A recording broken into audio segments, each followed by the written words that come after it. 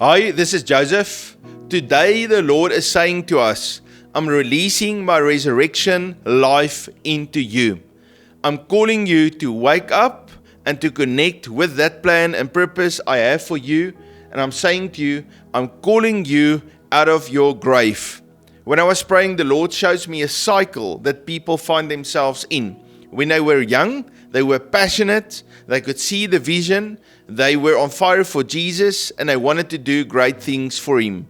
But then disappointment came in, life came in, they had responsibilities, they gotta, make money, raise their family, be busy with 10 things, just barely making it, not having any other time for nothing else, and you get into that cycle. And I feel that the Lord is saying to us today that I'm releasing my resurrection power into you. I'm giving you a fresh, new passion inside of you so that you can break free out of that cycle and that you can come out of that grave into the purpose and the plan God has for your life. Now I want to quickly tell you the story. In the Bible, in John chapter 11, we read the story about Jesus and how He was friends and He loved Lazarus and also his two sisters, Martha and Mary. And so they sent a message to Jesus to let him know that Lazarus is very sick and Jesus must come to pray. But Jesus knew that Lazarus would die, so He didn't go, He delayed. And then after Lazarus died, then Jesus took His disciples and they went to Bethany where Lazarus and Martha and Mary was. So when He came there, Lazarus was already dead for 4 days. They were all weeping. Martha and Mary was very disappointed because they thought if Jesus could just have come in time to pray for Lazarus, then he would have lived. But because it's too late now, he didn't come in time, Lazarus is already in the grave for 4 days, he smells, it's over. Right? And then when Jesus spoke to Martha, He asked her a very important question. And that question had to do with how do you receive resurrection life? Okay? Martha's mindset was, if he just came in time, Lazarus would have lived. But now, because it didn't happen in that timeline that we expect it to happen in, now he is dead. Right? And now, I will read that scripture now, but I want to say to you, get out of that mindset that says, I got to run in this little cycle, in this little circle, and if stuff doesn't happen in the exact time when I expect it to happen, then I'm not going to see life. I'm not going to fulfill my purpose. I feel the Lord wants to break that cycle and He wants to say, I love you. I'm releasing my resurrection life into you and I'm going to put a fresh new passion, a fresh new fire in you, and I'm going to give you clear instructions of what you can do so that you can walk in resurrection life, in resurrection power, and you can fulfill that mandate that I have upon your life. Okay? So now let's go to that scripture. So Martha is complaining, if he just came in time, then Lazarus would not have died. Now, what did Jesus say to her? Jesus said to her, okay, so that's John chapter 11, 25 to 26. I am the resurrection and the life. He who believes in me, though he may die, he shall live. And whoever lives and believes in me shall never die. Do you believe this? All right. So Jesus is the resurrection and the life. Alright? If we believe in Him, then we shall live. So the way we access the resurrection power that's in Jesus is through believing in Him. And it says, whoever lives and believes in me shall never die. Okay? The reason why you should never die is because you attach yourself, you connected yourself to Him that is life. And when you have that connection with eternal life, you will never die, you will never perish, because He is life and His life is then in you, and you are a branch that are grafted into the tree of life. Now, you might say this, but I feel disappointed. When I was young, I had a passion and a fire for Jesus and the plan He has for me. Now I'm just trying to survive. And why did He not give me the breakthrough when I was young? I sometimes hear about some person that had a breakthrough when they were very young, but it didn't happen to me. There was always delays. Now I want to tell you something. Many times, delays is caused by the Lord. You see, delay comes when we come out of line with God's plan, His purpose, and His principles. The expectation of people was that Jesus would walk in a certain way and do certain things. Instead of saying, He is life, we're going to come to Him, we're going to believe in Him, we're going to do whatever He wants us to do. No, they didn't expect Him. They didn't expect themselves to do what He wanted them to do. They wanted Jesus to fall into their plan.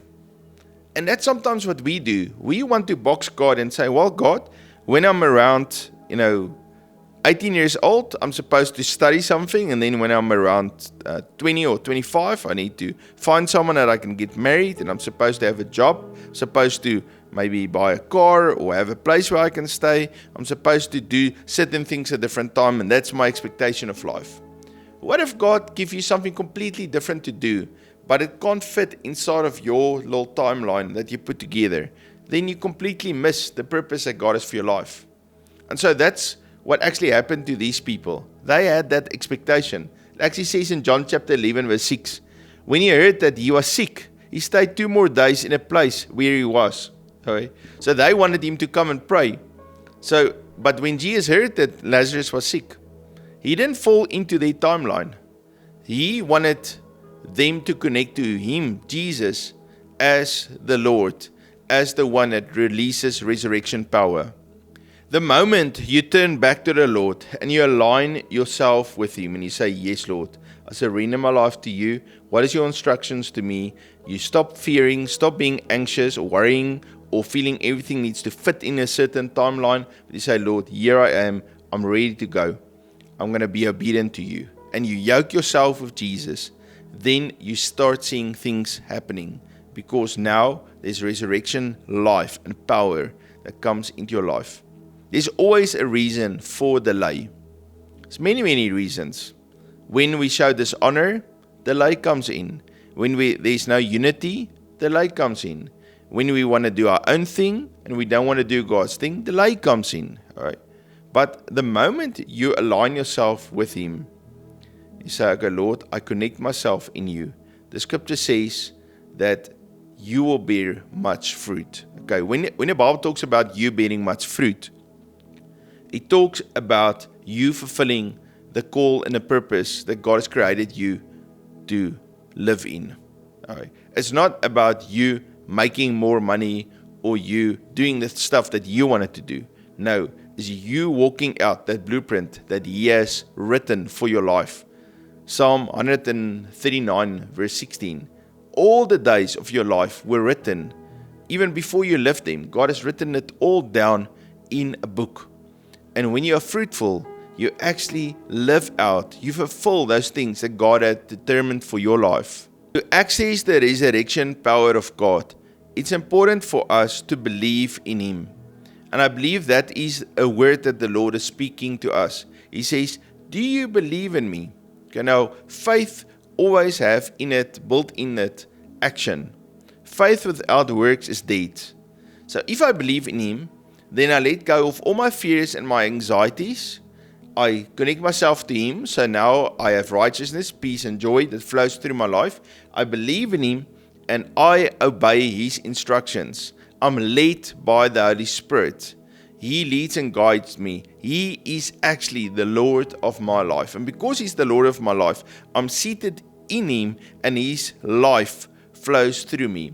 So that's why Jesus, after He told Martha that I'm the resurrection and the life, He asked her, do you believe this? Okay, so it's so important, because if she can say, yes, I believe it, then it means she connects herself to Him. And so the question for us today is, and that's a question that the Lord is asking, is do you believe? If you actually believe, then you would take the time to listen to what He has to say, and then you'll take those steps of faith to do it.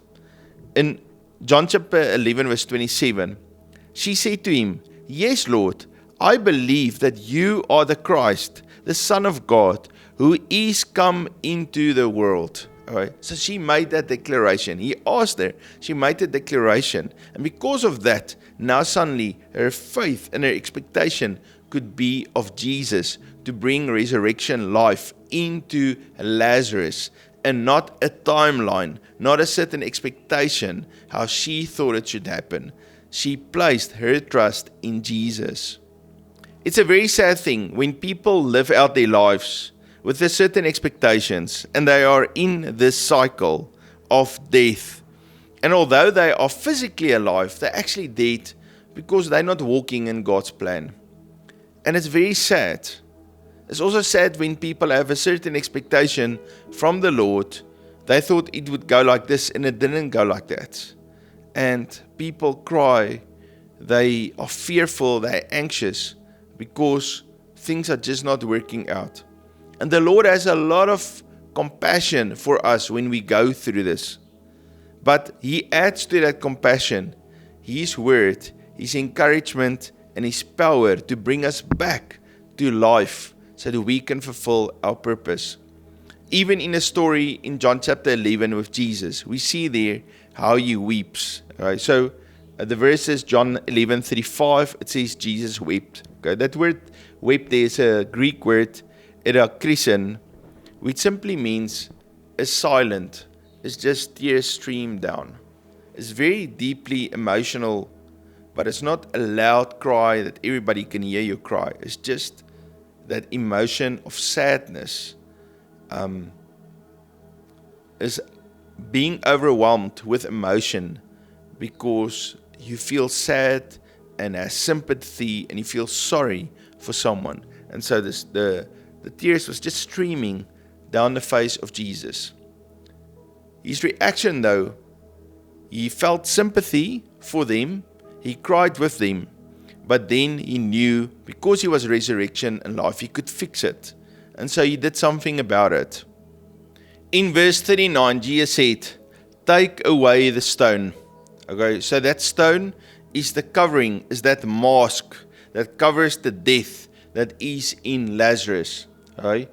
The people protested a little bit. They weren't sure if this was a good idea, but Jesus assured them and He also prayed. And then in verse 43, Jesus spoke those words of faith. He cried with a loud voice, "Lazarus, come forth." All right? So that's how faith is released. The Lord speaks a word over us. He declares life over us. And because He declared that word, Lazarus received the life of God and he could rise up out of the dead. And I believe that the Lord is calling to you to come forth. He's saying to you, come forth. Come back into life. I'm releasing my resurrection power and life into you so that you can walk in my plan, in my life, in my abundance, in my overflow that I have for you. When Lazarus came forth, then of course he was bound in all of those grave clothes. And that's actually what happens to us. We live, we are alive, but we are actually wrapped in grave clothes. We have certain responsibilities. We are in this little cycle, and that cycle constricts us. But the Lord wants to remove the constriction off of us so this life can continually flow. In verse 44, Jesus said, "And he who had died came out bound hand and foot with grave clothes, and his face was wrapped with a cloth. Jesus said to them, loose him and let him go."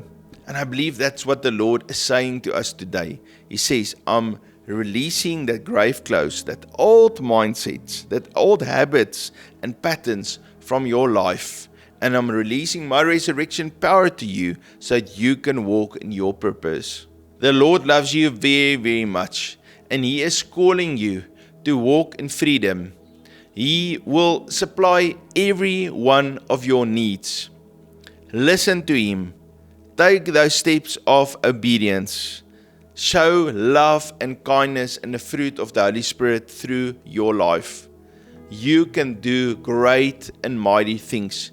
Your life is not over. It's only starting. Family, thank you for being part. I hope you were encouraged by this word. I love you.